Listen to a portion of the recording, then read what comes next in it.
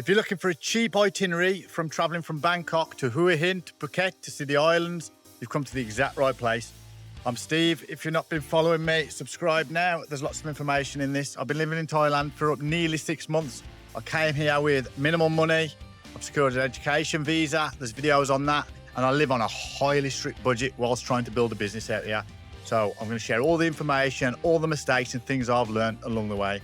So there's some great knowledge in here. So after getting your flight in from wherever you came from, and you're starting to think where to go around Bangkok. So my opinion is I would stop out the centre of Bangkok because the prices are so much different. I'm in a place called Nonthaburi. If you've not seen my previous videos, check them out. Perfectly located. I'll leave a link up for the my last video with my budget on us, and it's got all the locations for you guys so you can see. And basically you get facilities like this. If you've not already seen them, ground, swimming pool, full-size gyms. Check out my condo tour. For those of you who've been watching for a while, I'm just going to get on with it. The rest of you, subscribe and whatnot. Subscribe and hit the notification bell so you don't miss these important ones. So you're in Bangkok and you want to go and visit the islands. So a flight to Phuket is around £60 UK.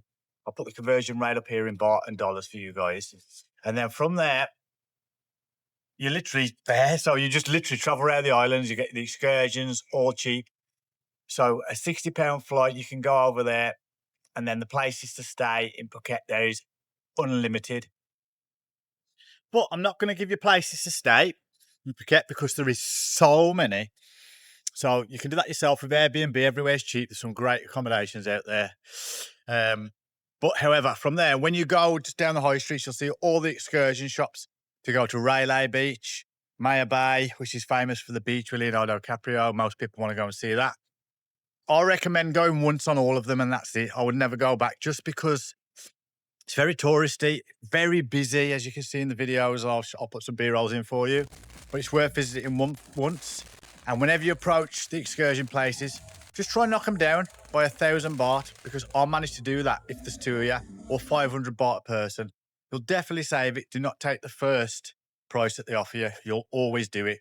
Second tip is using words like Tawarai Cup or Tawarai Ka if you're a girl. Learn these simple phrases, which means how much and things like that. They will understand that you have a little bit of a knowledge of Thailand and there's less chance of getting took for the most price and more chance of bartering because you're showing some kind of willing and that you seem to have some kind of knowledge.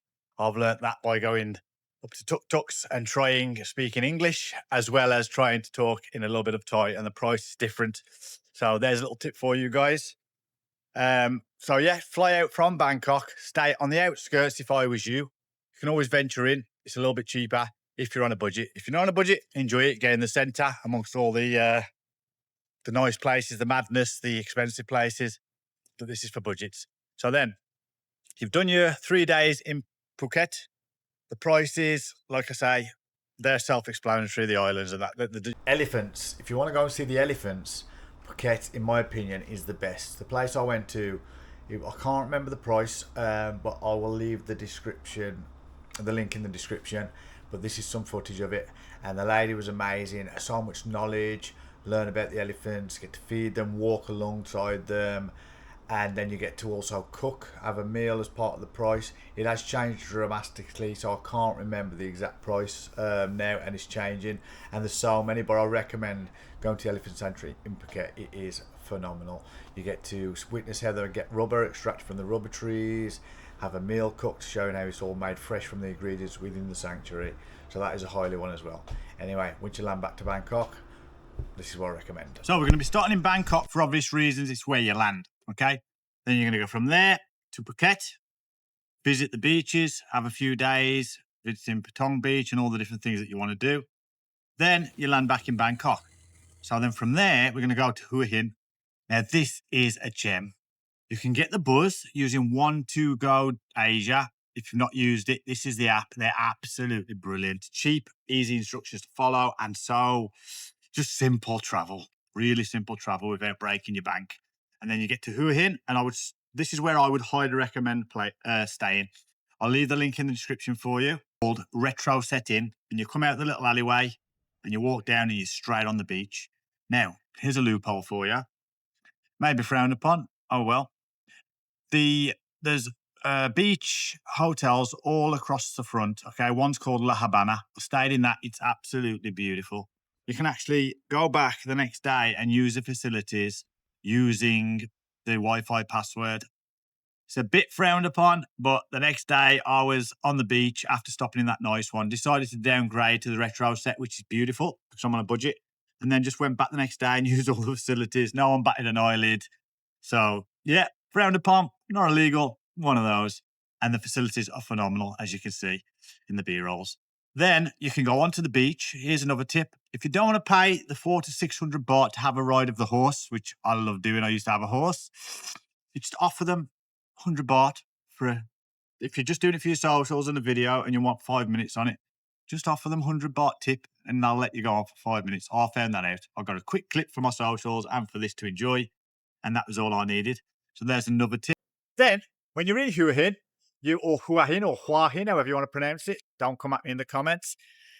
Comment below actually how you actually pronounce it if you know, because I don't know. I just keep saying it. So once you're actually there, it's cheap. Like I say, I'll give you a link to the retro setting, which was phenomenal place to stay. Really friendly people, garden. Then there's night markets with a great food along the main stretch.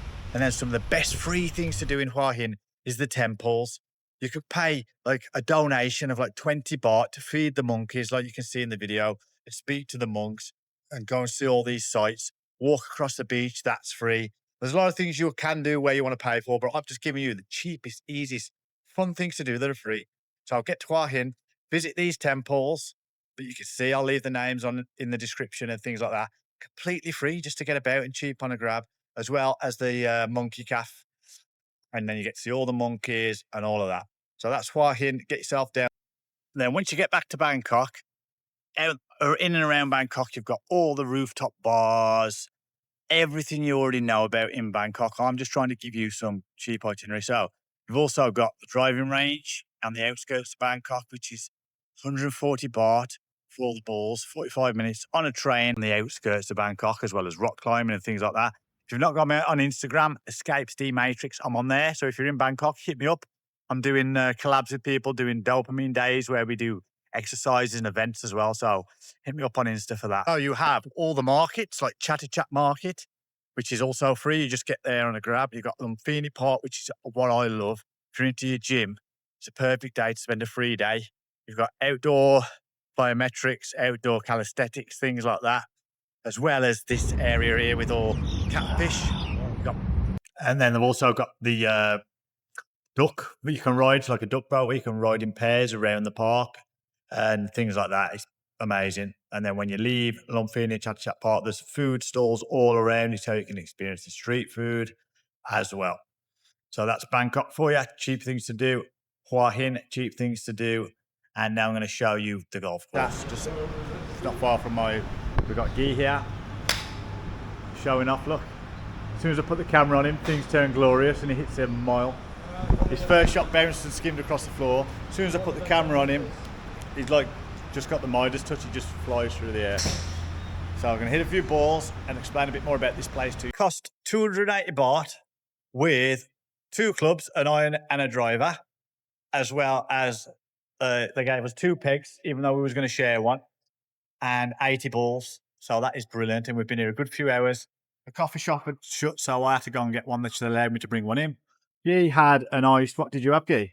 Yeah, something with lemon, honey, ice. Some lemon honey drink. How much was yours? 35. Wow, 35 baht. So really cheap. And then we just treated ourselves to some new socks. So I've got 2 pairs of Under Armour for 100 baht. And he's had some pairs of Mizuno for 100 baht. So really good place to come and just kill a few hours. So that was just a real quick itinerary on when you land in Bangkok, where to go. To Phuket, to the islands, down to Hua Hin and back. Then there will be one later on in the year where I'm showing you an itinerary of Chiang Mai and all of that, but I've not done it myself. If you've done it, let me know. Is it worth doing? I've not done that. I've been here 5 months. I'm really looking forward to it. I start my education visa, so I start school, learning Thai lessons in the next couple of weeks just after Songkran. So I'll be giving you content on that, as well as my Songkran one, which should be a fun one. And then also, if you're not following me and subscribing, hit it now. Anything you want to know about, comment below. I'll try and do content on it for you. And then my other channel, Chatterbox, which is this, is a free plug channel for people wanting to advertise their business, have free personal training sessions and boxing sessions. So if you're in and around Bangkok, hit me up for that. Completely free. And I give 10% of everything I earn through my socials to Mental Health UK. The podcast called Chatterbox. You can plug your business, come and train, whatever you want to do. So that's just a quick one for you guys. Just a quick itinerary showing what you can and can't do and how you can do it on a budget. So don't forget to subscribe, and I'll see you on the next one. Peace.